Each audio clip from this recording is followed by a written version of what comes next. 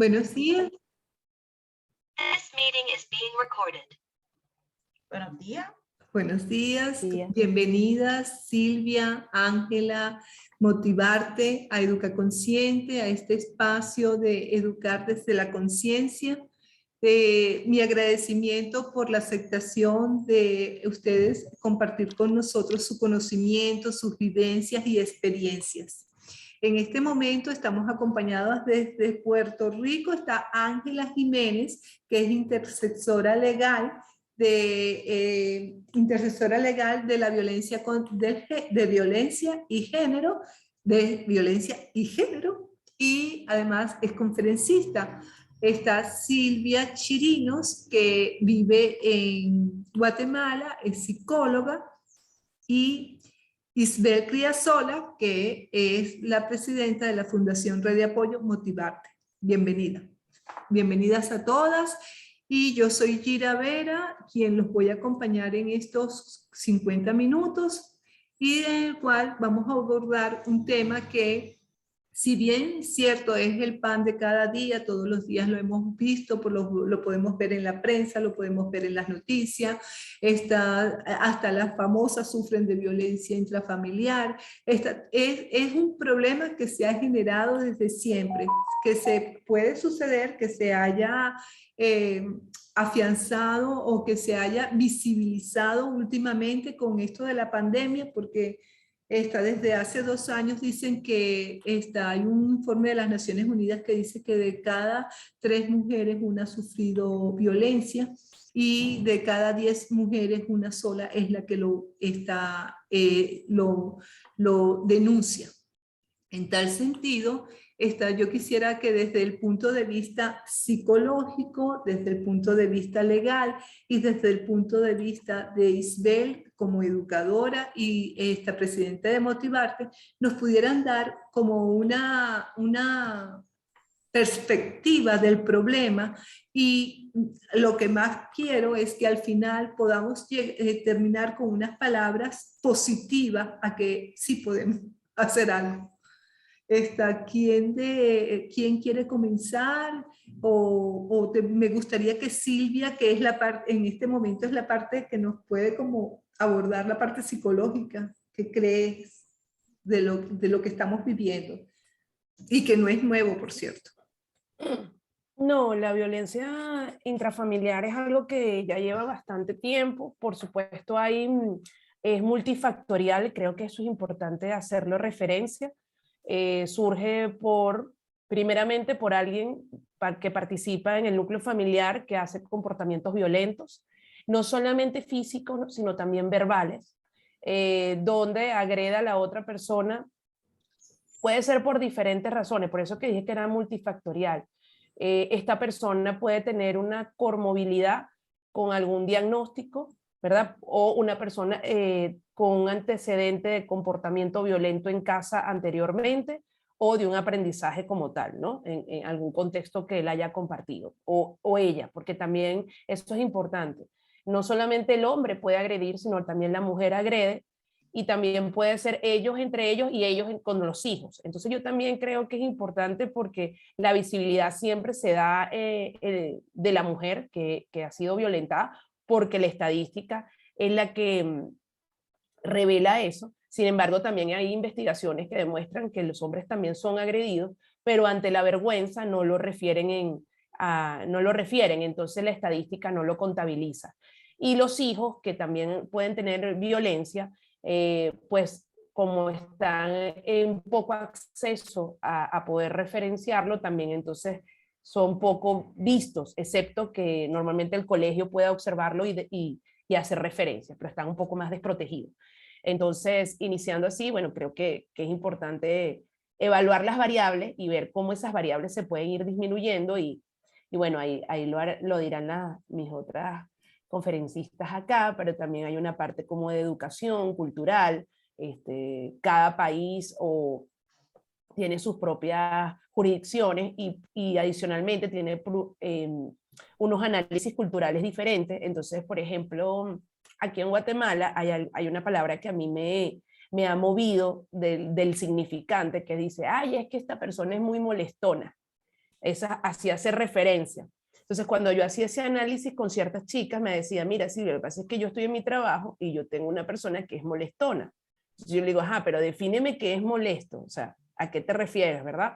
Entonces, eso que parece que es del trabajo, si tú lo llevas a la familia, cuando te dicen, no, es que yo estoy caminando, entonces me quieren tocar la cara o me abrazan por detrás, y eso es un poco molesto. Entonces, cuando uno no define bien ciertas palabras a nivel cultural, y yo estoy conversándolo en mi vida cotidiana, pues yo lo tomo como una normalidad.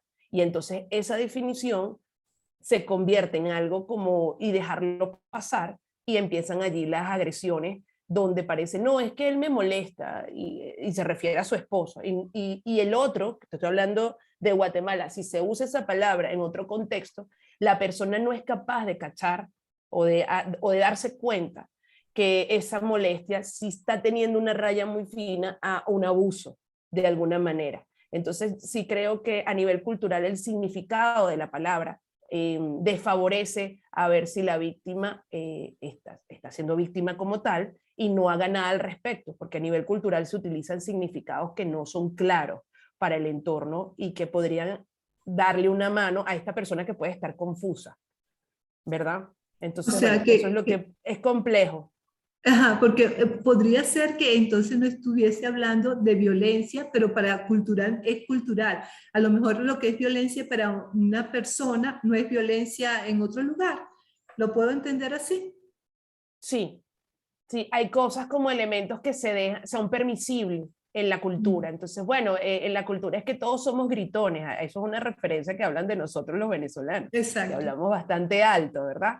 Ajá, Pero podemos hablar alto y rápido, pero el discurso que está hablando la persona tiene un poder, o la acción física, por eso digo que es multifactorial, tiene que hacer un análisis de cómo el otro se siente y cómo es el análisis objetivo de la escena. Por eso es que necesitas un tercero, porque el que lo está ejecutando a veces no lo no percata, sé. no se da cuenta, sobre todo si tiene una comorbilidad y un trastorno de la salud mental, como trastorno limítrofe de la personalidad, como si tiene un trastorno de la conducta, si tiene si es adicto a alguna psicotrópico, o sea, si hay algún elemento que interfiere, pues eso tal vez es mucho más evidente. Pero si no hay nada de eso evidencia y solamente ha sido una persona criada con violencia y ya está modelando el patrón, si culturalmente algunos elementos de esa conducta es aceptada, como hablar alto, gesticular fuerte, sentirse como empoderado, porque culturalmente el rol masculino es así, entonces se deja pasar un poquito más, y eso es como una especie de, en psicología, cuando hablamos de modificación de conducta y vemos el comportamiento tal, hay varias variables que se evalúan, frecuencia e intensidad. Y la intensidad es la característica que va aumentando el sujeto en la acción. Entonces, bueno, yo ahorita te tiro un plato, mañana te empujo, luego te toco la cara, te halo el cabello, pero entonces, bueno, pero no me golpeó.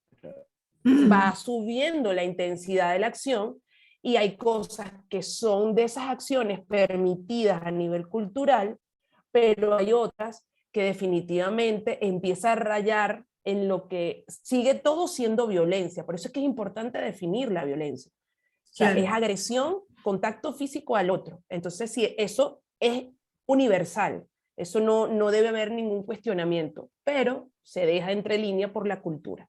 Claro. Y una de las cosas que yo observaba es que realmente sí tiene algo que ver con lo cultural, pero también con los límites, porque a lo mejor lo que yo siento que es violencia para mí no es violencia para otros.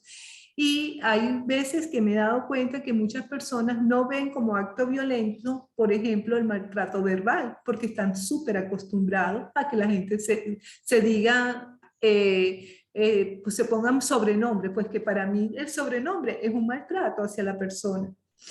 Pero ahora, desde el punto de vista de Isabel, yo te quería preguntar algo. Esa violencia que surge dentro del hogar y que tiene o no límites, ¿cómo se puede reflejar en la escuela? ¿Cómo tú puedes observar que una persona está sufriendo violencia dentro de su hogar? ¿Cómo podemos esos tics que te dicen, mira, aquí está pasando algo en esa casa? Sí, bueno, excelente, muy bien. Bien lo señalaba desde el punto de vista psicológico Silvia, esas conductas que son manifestadas en diversos ambientes. Bien sabemos que el niño, la niña o el adolescente, su primer entorno para socializar y para aprender es la familia. Y eso que allí vive y que le va conformando incluso sus características personales es lo que va a transmitir y reflejar en sus entornos o ambiente. En este caso, en el escolar, que es el punto de vista que hablo desde mi ámbito profesional, que es la educación. Sin duda podemos notar que los niños a veces actúan impulsivamente, tienen conductas inadecuadas para relacionarse con sus compañeros, o todo lo contrario, son aquellos niños que están siendo víctimas de violencia y entonces son los niños más retraídos, aquel niño que le cuesta socializar, que le cuesta comunicarse, que le cuesta incluso tener contacto visual y relacionarse con facilidad con sus compañeros. Entonces hay como diversos tipos de conductas que nos van dando esas señales y que debemos como docentes tener esa capacidad de observación para ver ese reflejo de ellos, que no solamente aquel que empuja al compañero, que agrede verbalmente, es el que puede ser que esté en su entorno familiar o lo que va aprendiendo de esas relaciones intrafamiliares con características violentas, sino también aquel que no manifiesta ni siquiera el hablar en un salón de clase, porque se lo silencia, porque se lo calla, porque se aísla. Entonces ahí debemos también como colocar la lupa y decir, bueno, vamos a ser más cercanos, qué puede estar pasando con ese niño que tampoco se manifiesta. Entonces, el que es violento o actúa, porque no somos violentos, sino tenemos conductas violentas, como bien lo decía la psicóloga, simplemente no lo va a manifestar continuamente o siempre, sino también el que está allí en total silencio. Nosotros desde la Fundación Red de Apoyo Motivarte tenemos una filosofía. Si nosotros nos vamos al concepto de la Organización Mundial de la Salud, cuando hablan de la violencia, como bien se señaló, no solamente es esa fuerza física, esa amenaza, esos elementos que alteran a nivel psicológico al ser humano, sino también contra uno mismo. Hay muchas maneras de poder manifestar dentro de los entornos escolares esa violencia que puede surgir entre los pares, entre los compañeros, aquel que coloca un insulto, que aísla, se burla del otro y rechaza al compañero por sus características incluso fenotípicas, pero también desde lo que surge entre ellos en sus relaciones y juegos. Pero también podemos darnos cuenta que estas relaciones entre ellos se van manifestando y que pueden ser violentos contra ellos mismos. Es muy común encontrar hoy en día adolescentes que se autoagreden producto de su desequilibrio emocional. Entonces, la violencia viene desde todo tipo, porque podemos verlo entre ellos, que es muy común y a veces con muchos síntomas o manifestaciones fuertes que pueden causar muchísimo daño entre sus compañeros, pero también tenemos que chequearnos nosotros como docentes en nuestras relaciones con los estudiantes. Podemos violentar de muchas maneras, cuando no respetamos los ritmos de aprendizaje de estos estudiantes, cuando pretendemos que todos vayan al ritmo que queremos y que asignamos una actividad única y exclusiva para todos por igual, es una manera de violentar, que el otro tiene unas características distintas de aprender, y si no respetamos incluso sus canales, estamos violentando a este ser humano. Y vamos generando pues que se sienta frustrado porque no alcanza las competencias en un determinado tiempo, porque a veces podemos caer como docentes en el pecado de comparar verbalmente, miren este como hizo esta actividad, miren aquel como no lo hizo, o simplemente señalar una conducta que debemos corregir y que queremos que el estudiante mejore y lo hacemos públicamente. Entonces hay muchas maneras de manifestar violencia y son muy sutiles porque la vamos naturalizando, como ya ustedes lo señalaban. Pareciera que, bueno, que es normal que gritemos para decirle al estudiante, mira, yo necesito que hagamos silencio, no es lo mismo decirle al cállate, que aquí el que manda soy yo, que decirle vamos a generar unas relaciones distintas. Entonces debemos estar muy alerta porque en el escenario educativo, que debe ser un entorno protector, sobre todo si estos niños vienen con todas estas realidades familiares atroz, de mucha violencia, pues que encuentren esa santa paz dentro de su ambiente escolar sería lo ideal. Yo creo que es una llamada o un llamado a que podamos revisarnos incluso como educadores. Exacto. Cuando le decimos al estudiante un ejemplo muy sencillo, mira, acomódate esa camisa que está desalineada, está como no debe ser, lo podemos hacer aparte. Mira, ¿qué tal si que te acomodas la camisa? Se lo decimos a él, porque es a él la corrección. Caemos en las realidades en que a veces hacemos público algo que involucra a todo el salón de clase cuando es personal lo que queremos manifestar. Entonces creo que es una deuda pendiente, Gira, en nuestros entornos educativos, revisarnos en cómo son incluso nuestras relaciones entre pares, pero también del adulto hacia los estudiantes. Ajá. Qué bueno lo que tú estás, como nos lo estás planteando, porque realmente muchas veces no creemos que ese niño lo que es un niño malcriado, un niño que no percibe las órdenes, no las sabe cumplir, pero realmente a lo mejor hay un problema mucho más atrás de raíz que trae como consecuencia cierto tipo de conductas. Yo en este momento estamos viendo la violencia quizás desde todos los puntos de vista, pero siempre va a estar el eje central que va a ser la mujer, la madre, está con los hijos o con sus ancestros, porque a lo mejor ella viene sufriendo esa violencia, o el hombre mismo viene sufriendo ese patrón y no sabe no sabe responder de otra manera, sino de esa, a través de la violencia. Sin embargo, sabemos que existen leyes, sabemos que existen las convenciones de los derechos humanos que sanciona realmente la violencia en todos los sentidos, bien sea física, psicológica o sexual. Desde el punto de vista legal, Ángela, ¿cómo lo percibes tú y qué estamos haciendo? Porque realmente las leyes contra la violencia de la mujer no nada más existen en Puerto Rico, existen en todos los países, ¿ok? Pero, ¿qué se está haciendo? Porque las estadísticas dicen todo lo contrario. Eso es así, Gira, quizás muy lamentable, ¿verdad?, tener que aceptar que a pesar de que se han creado leyes y se revisan continuamente, esta situación de la violencia de género no para, ¿verdad? Va en escalada. Por ejemplo, en Puerto Rico, desde 1989 se creó la Ley 54, que es la ley contra la violencia de la mujer, ¿verdad? Ahora nosotros le tenemos el nombre de violencia de género o violencia machista. Y hoy 2021 yo te puedo decir que las expectativas a lo mejor de estas mujeres creadoras de estas leyes y fundadoras de esta ley en el 1989, ellas deberían haber tenido una perspectiva de que esto iba a aminorar, y es al contrario, ¿verdad? Hoy en el 2021, 2022, yo tengo que decir que el incremento ha sido demasiado. Por ejemplo, nosotros, los grupos feministas y los comités que trabajamos en Puerto Rico continuamente con la violencia de género, le hicimos un llamado en aquel entonces a la gobernadora que estaba, ¿verdad?, incumbente en el país, que evaluara la idea de hacer un encierro social y físico de los ciudadanos y ciudadanas del país por la cuestión de la violencia de género, por la cuestión de la violencia sexual, ¿verdad?, porque es otro de los temas que yo trabajo también. Se le hizo unos escritos, ¿verdad?, sobre los pros y los contras de mantener a las personas 24/7 dentro de sus residencias y mujeres, hombres y niños con situaciones, ¿verdad?, de violencia intrafamiliar. Obviamente, pues eso se pasó por alto porque se le dio prioridad a la situación, ¿verdad?, de la salubridad de lo que era el COVID o lo que es el COVID, porque Puerto Rico sigue teniendo unas restricciones, ¿verdad?, para los ciudadanos y ciudadanas. ¿Y qué nos llevó eso?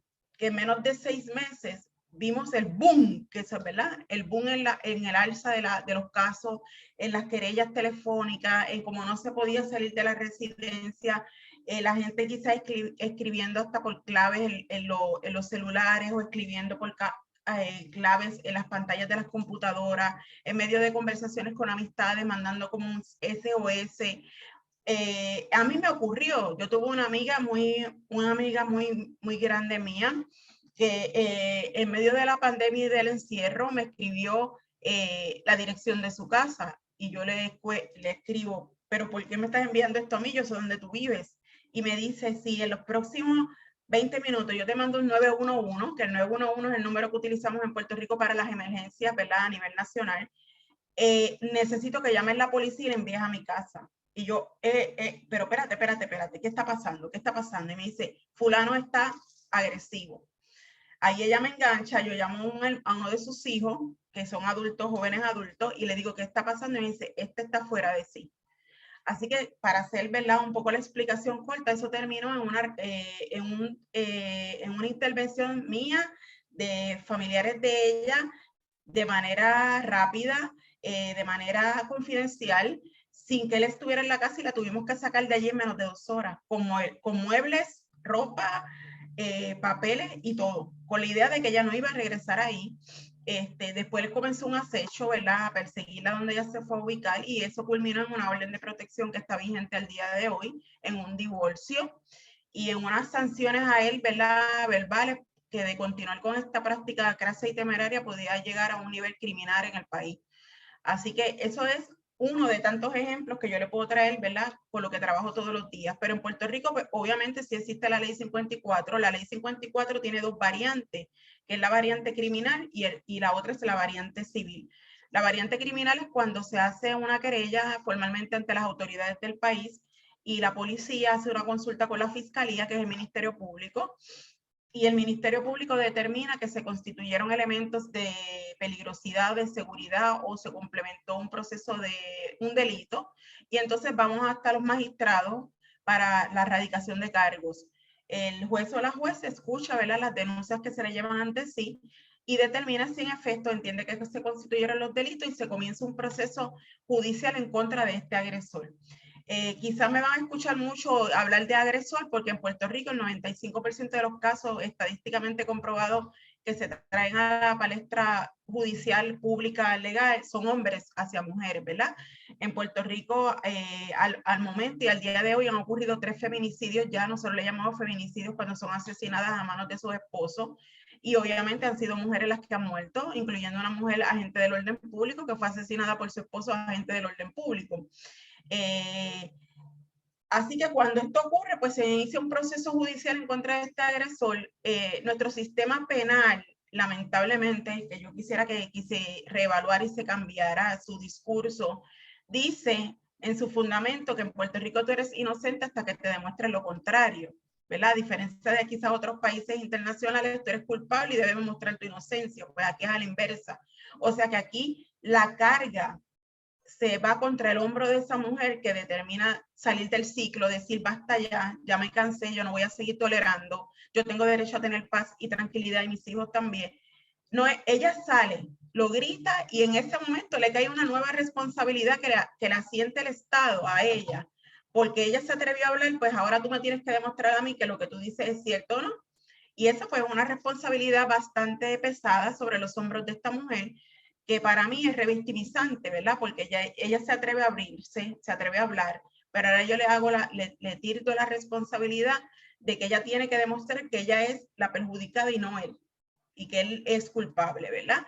Así que se inicia un proceso extenso, un proceso bien drenante, donde requiere el equipo multidisciplinario, un equipo interdisciplinario, de estar disponible para trabajar con ella, desde lo que es el fiscal, el juez, el policía, el psicólogo, las intercesoras legales, las consejeras, los grupos de apoyo, ¿verdad? Tratamos de entrarla dentro de esa red para que se mantengan fuertes y poderosas y no se nos drenen y no se nos vayan a quitar del camino. Pero eso pasa también, ¿verdad? Estamos en un sistema judicial que obviamente en los últimos 2 años se ha ido cerrando la brecha del arrepentimiento, porque pues a consecuencia de una mujer que fue asesinada y no se atendió con la debida atención que merecía, se estipularon otras leyes a nivel del país donde todo el mundo se tiene que sentar a testificar, y es el juez o la juez la que determina al final del camino si la persona es culpable o no. Pues porque se los traigo, porque antes, en años atrás, se acostumbraba a que yo iba y hacía la querella, yo empezaba el proceso judicial, pero a mitad del camino a lo mejor me daba el frío olímpico.